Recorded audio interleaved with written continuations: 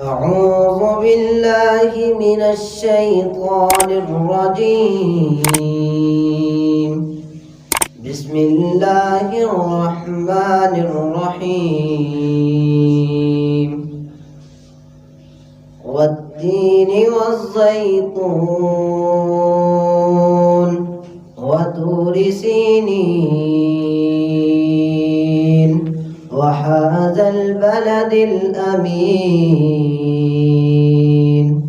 لقد خلقنا الإنسان في أحسن تقويم ثم رددناه أسفل سافلين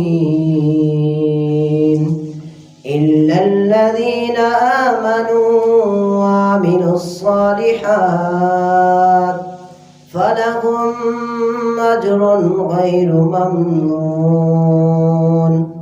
فما يكذبك بعد بالدين. أليس الله بأحكم الحاكمين. صدق.